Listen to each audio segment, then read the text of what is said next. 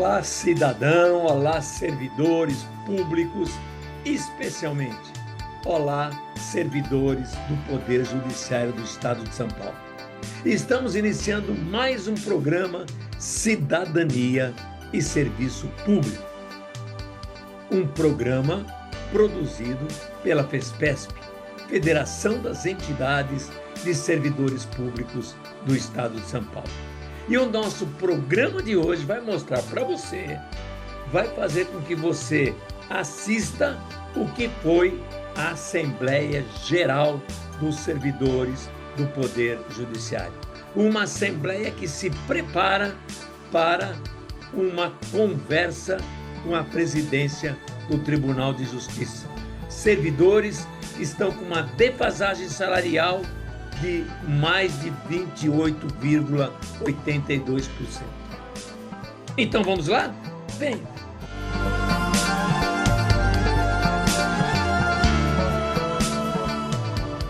Estamos abrindo a Assembleia Geral dos Servidores do Tribunal de Justiça.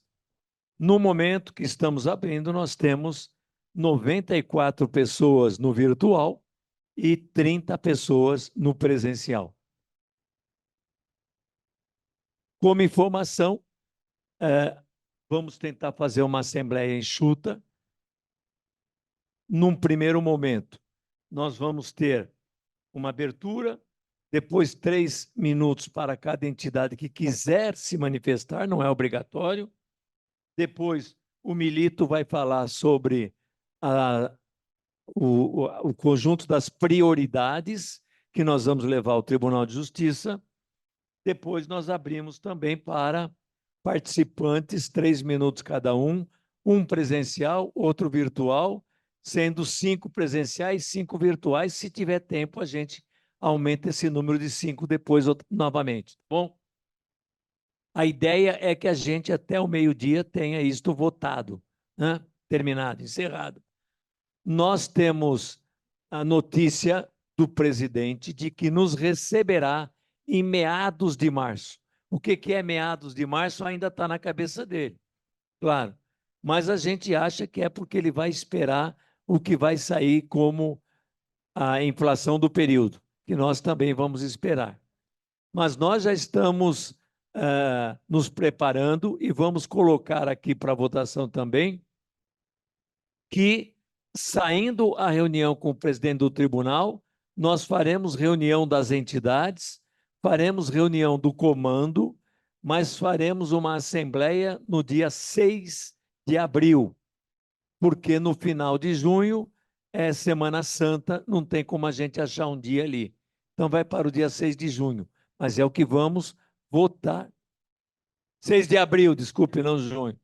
6 de abril é a data que nós encontramos, mas vamos colocar em votação.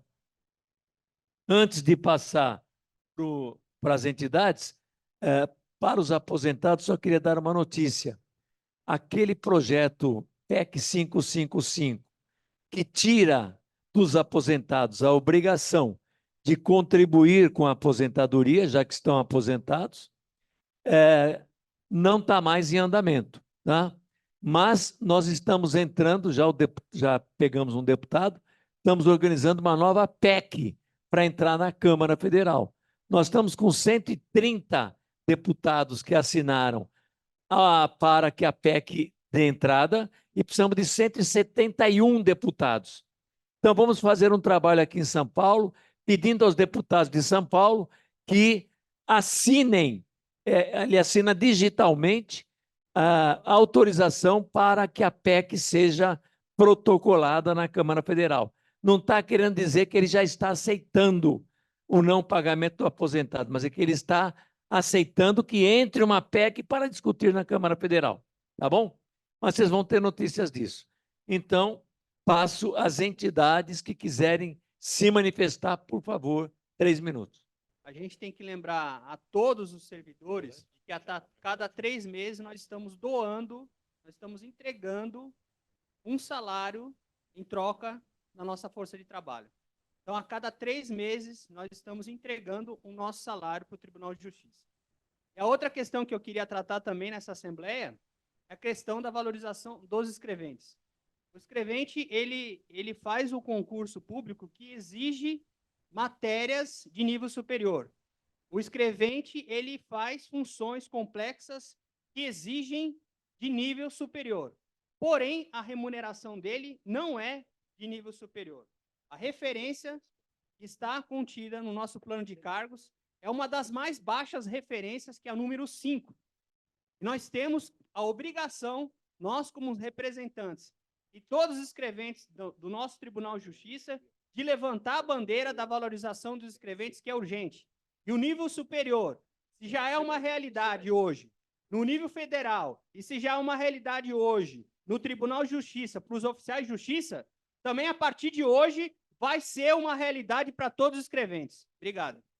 O que eu gostaria de colocar, Gozi, é sobre a falta abonada, onde eu acho assim que seria importante colocarmos na pauta, tendo em vista que seria, se nós conseguíssemos a falta abonada, a gente conseguiria se organizar melhor para poder ir para a praça, porque a gente não consegue, né?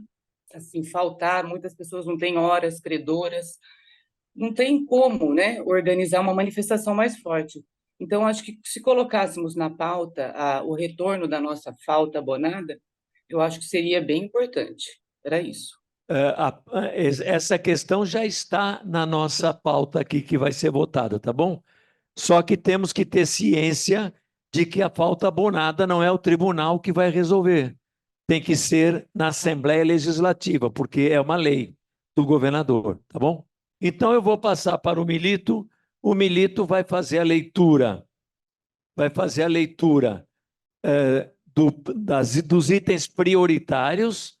Nós não vamos ler, porque é uma enormidade, o resto da pauta que vai para o tribunal, que todo mundo já conhece. Aliás, a gente divulgou isto, amplamente divulgado. Então, o Milito vai ler a prioridade e vai ler bandeiras de luta, tá bom? Em seguida, nós abrimos também para quem estiver presente e quem estiver no virtual, 3 minutos cada um. Bom dia a todas e todos, companheiras e companheiros do Judiciário.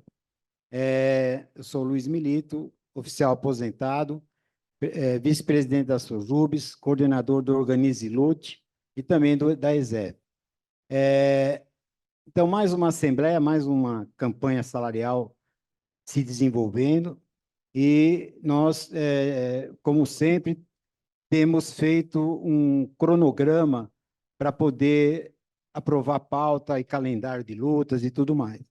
E a primeira coisa que nós fizemos foi o encontro estadual, no dia 13 de fevereiro, mais de 115 pessoas participaram, e nesse encontro estadual nós discutimos basicamente uma proposta de pré-pauta prioritária, discutimos bandeiras de lutas e encaminhamos para a categoria toda, assim como a pré-pauta geral, que tem 35 itens. Essas pautas foram elaboradas pelas entidades, naquilo que já vem sendo todo ano, né? Então, a gente, infelizmente, as nossas demandas acabam se repetindo, né? Porque o tribunal não negocia, não atende, então a gente acaba tendo que repetir várias demandas, né? Na parte quando cada colega se inscreveu, né, que a Raquel disponibilizou o link, tinha as pautas, pré-pauta prioritária, pré-pauta geral e bandeiras de luta. E tinha uma parte para sugestões. Então, a gente entende, a mesa entende, houve uma leitura, né, a gente entende que deve ter havido uma leitura das pessoas que se inscreveram, já tendo ciência do que está acontecendo em termos de propostas. Nós pegamos as sugestões que foram enviadas via o link, elas foram incorporadas, aquelas que se referem à pauta prioritária foi incorporada, as que se referem à pauta geral estão sendo incorporadas. Então, nenhuma das propostas que foram feitas pelos colegas vai deixar de ser encaminhada ou na pauta prioritária, ou na pauta geral, ou nas bandeiras de luta. Então, a gente não viu que todas têm coisas que repetiram, evidentemente, mas todas são muito pertinentes. Então, na parte de proposta prioritária, né, que é urgente, urgentíssima, né, nós definimos no encontro, né, a proposta de só encaminhar para o tribunal a pauta prioritária. Por enquanto, tem 8 itens. Então, nós decidimos que esse ano nós não vamos protocolar de imediato a pauta geral. Por quê? É uma demanda dos colegas de falar, não, essa pauta é enorme, o tribunal não lê, não sei o quê, e a gente achou que é razoável, porque o tribunal também fica enrolando, né? Ó, muitos itens, eles acabam nem encaminham nenhum, nem dois, nem 40, né?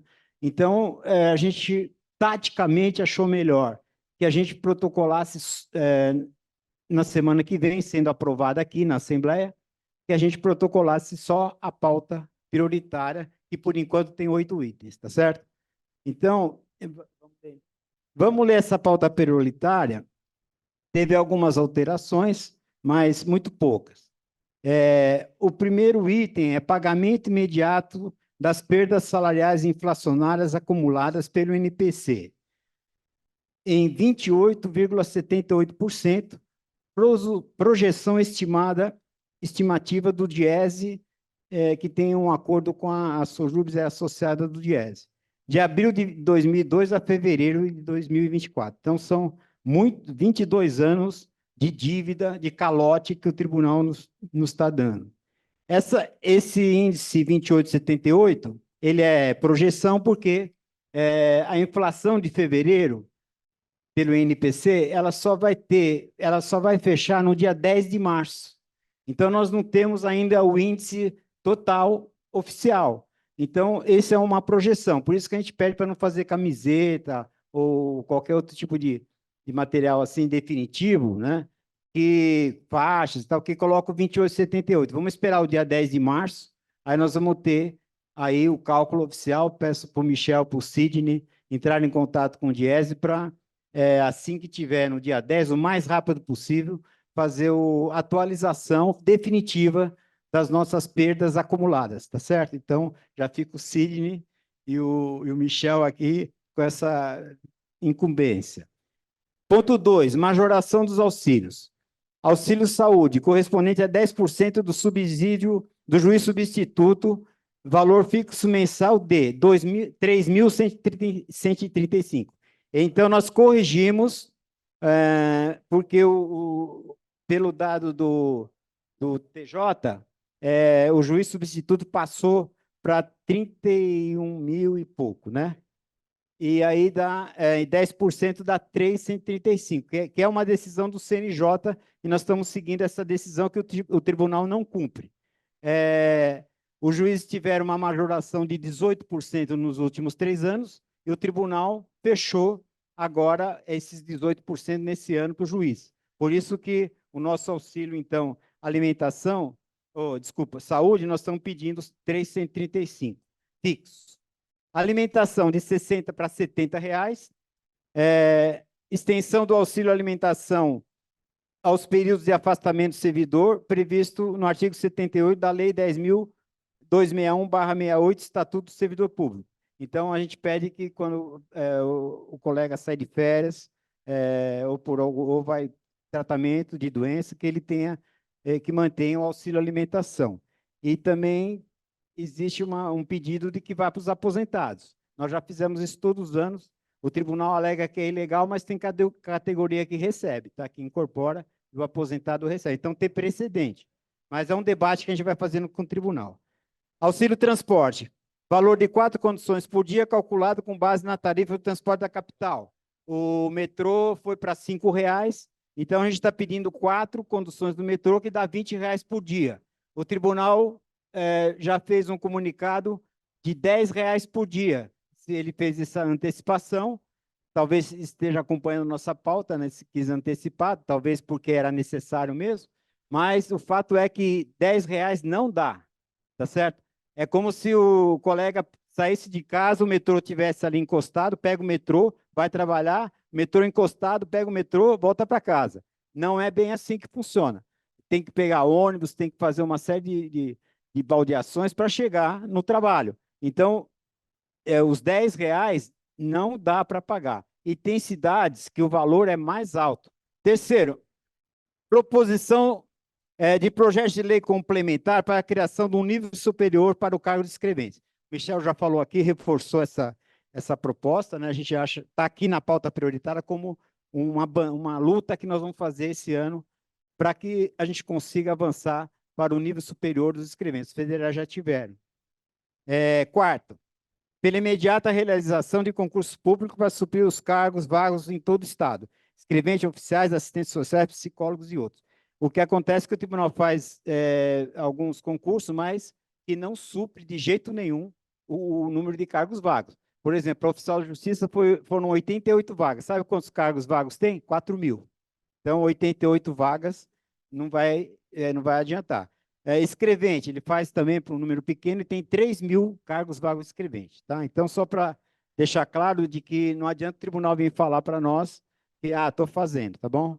Quinto, retomada e discussão urgente sobre as reuniões das comissões paritárias de trabalho. Isso aqui é fundamental, gente. É pedir, o tribunal parou de fazer essas reuniões das comissões específicas de trabalho e a gente entende que é super necessário para que a gente possa encaminhar a pauta geral, os itens que nós temos que discutir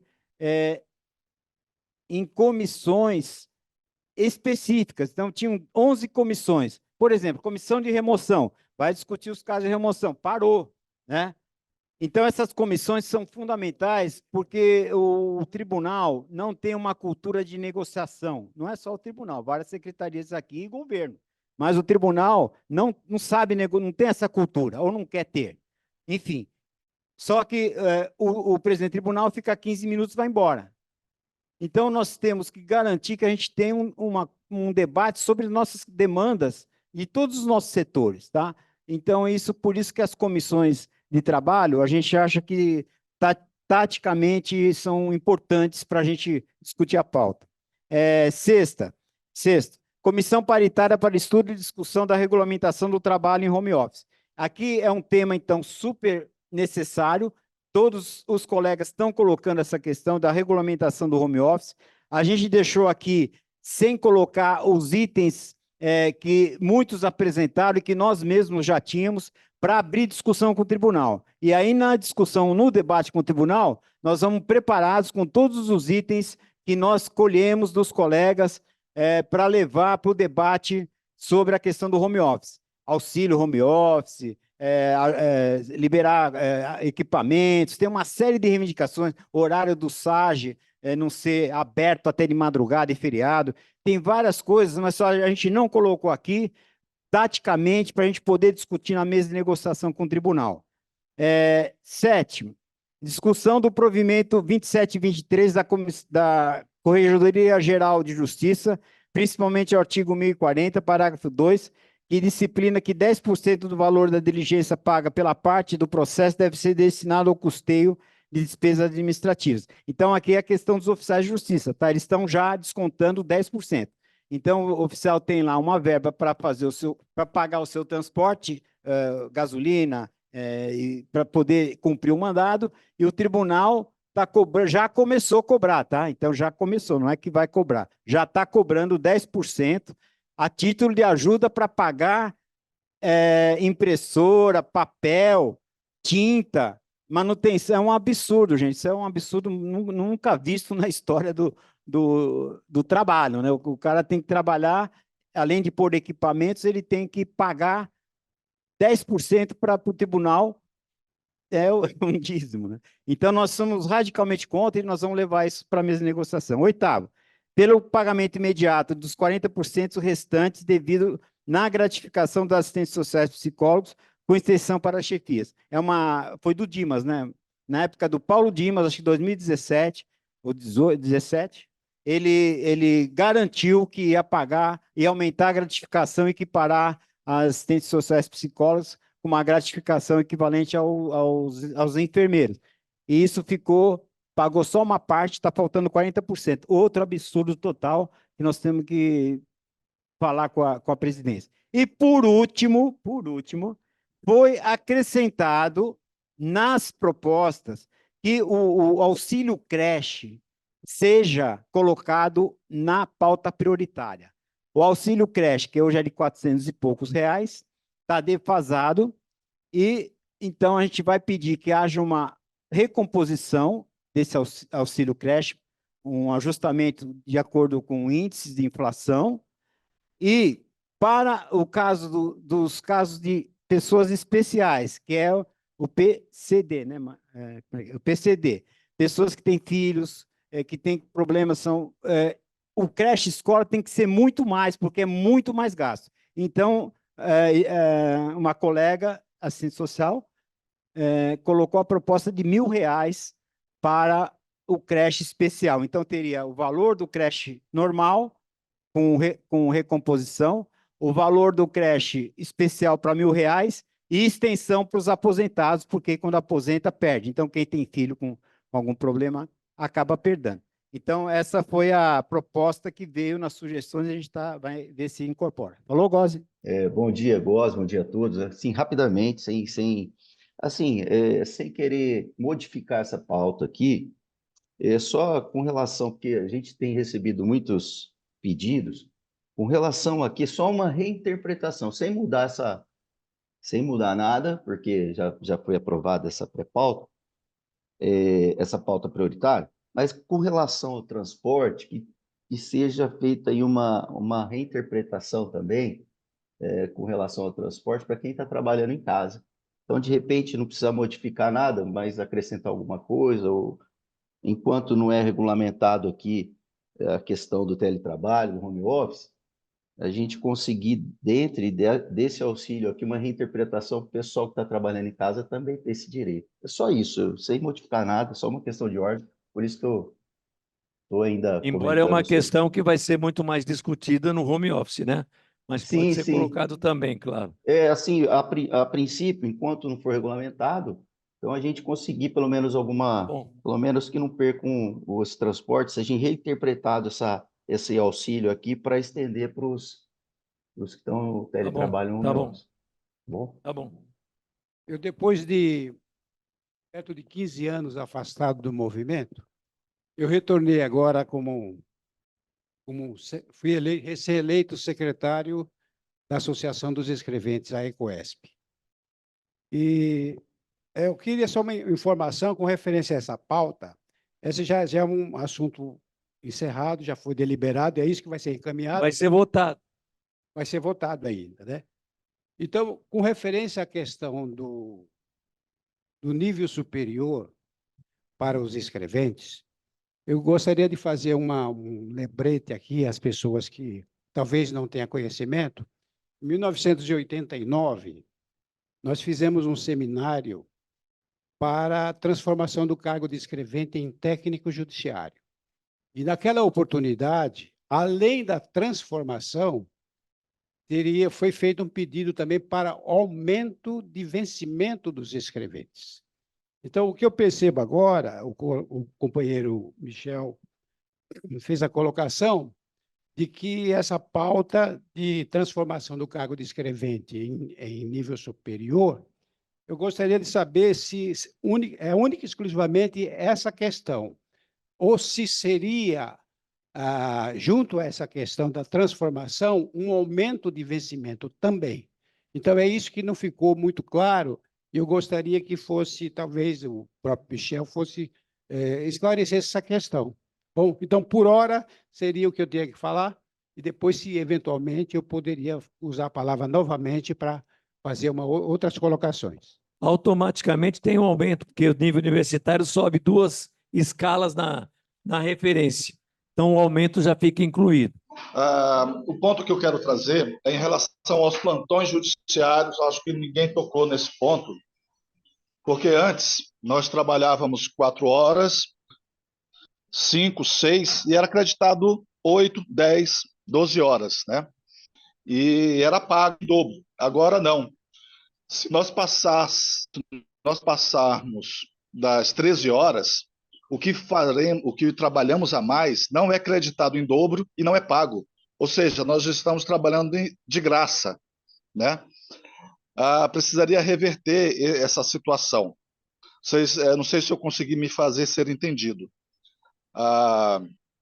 O tribunal só considera 4 horas trabalhadas, mesmo que você trabalhe 5 ou 6 horas, que é o que acontece no plantão de final de ano e algumas vezes nos finais de semana. E nas grandes capitais e nos grandes centros, eu acredito que tem passado das 13 horas e o tribunal só tem pago 8 horas de trabalho. Se você trabalha 5, deveria receber 10, porque é hora extra, paga-se em dobro. Era esse ponto que eu queria colocar. Obrigado pela atenção. Estamos colocando no geral, tá certo? Para discutir em seguida com o presidente do tribunal, Gerson. Tá bom? Vou falar aqui, né, como psicóloga judiciária, servidora, mas também em nome da ASPSE Brasil, eu queria fazer só fazer ênfase em 2 pontos dessa pauta, né, que eu acho que é bastante importante, para além da nossa reposição salarial, né, que é o mínimo dignamente que a gente espera de recompor as nossas perdas, mas reiterar a fala do Michel da importância da gente fazer uma ênfase, dar um foco grande nessa campanha na questão do nível universitário dos escreventes e também na questão dos 40% dos assistentes sociais e psicólogos. Aí eu queria só comentar aqui para a gente poder lembrar dos motivos todos da nossa luta, né? E aí, em relação aos psicólogos e assistentes sociais, o índice altíssimo de adoecimento que a gente tem observado, de afastamento, né? Em São Paulo especificamente, mas enquanto ASPSE Brasil a gente vê isso como política de vários TJs, né? Várias denúncias de tentativa de suicídio, inclusive, e aqui em São Paulo também não é exceção, um adoecimento altíssimo da nossa categoria de serviços dos assistentes sociais e psicólogos, e isso, né, a gente sabe que se reflete em todas as categorias do TJ, porque a precarização que vem nos alcançando, vem nos adoecendo de formas diferentes. Aí eu queria só lembrar, né, apesar de tantas, desde as campanhas salariais passadas, de tantas dificuldades que a gente vem enfrentando nas campanhas, e algumas vitórias, mas com muitas dificuldades, mas como é importante esse momento da campanha e a gente fazer a defesa desses pontos, lembrar dessas nossas causas de luta, lembrando também do nível universitário dos oficiais de justiça, como foi importante a gente se juntar, se unir à luta dos oficiais de justiça, e agora precisamos nos unir à luta dos escreventes, e faço apelo aqui também às assistentes sociais e psicólogos para que nos unamos nessa luta, lembrando também desse nosso item dos 40% que falta na recomposição do nosso salário para equalizar o nível de saúde, que está na pauta prioritária.